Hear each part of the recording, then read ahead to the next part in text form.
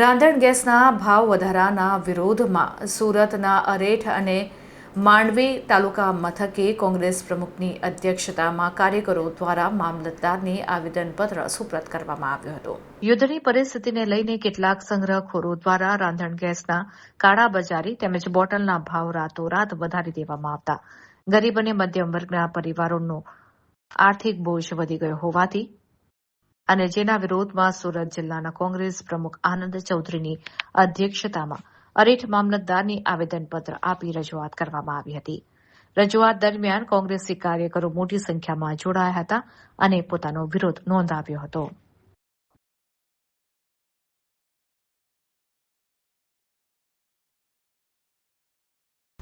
વર્તમાન દેશની સરકાર, મોદીની સરકાર અને ગુજરાતમાં 30 વર્ષથી ચાલતી ભાજપની સરકાર જે રીતે લોકોના પ્રાણ પ્રશ્નો ઉકેલવામાં નિષ્ફળ ગઈ છે, એ બેરોજગારી હોય, મોંઘવારી હોય, તેલના વધતો ભાવ હોય અને હવે છેલ્લે જે બાકી હતું એ ગેસના ભાવ કોંગ્રેસની સરકારમાં 350 રૂપિયા બોટલ મળતી હતી ત્યારે કહેતા હતા કે 10 રૂપિયા વધે તો લોકો બાટલો લઈને રોડ પર આવતા હતા, પરંતુ હવે 1100 રૂપિયા થયા છે।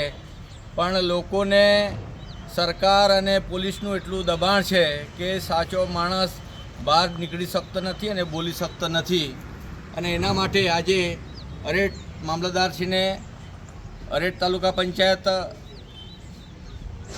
કાર્યકર્તાઓ, તાલુકાના કાર્યકર્તાઓ મામલતદારશ્રીને આવેદનપત્ર આપવા આવ્યા છે કે જે હાલાકી બગડી રહી છે।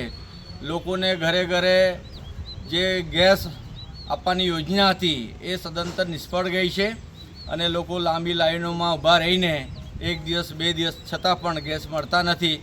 ફરી પાછા છાણા અને લાકડા શોધવાના પ્રયત્ન થઈ રહ્યા છે।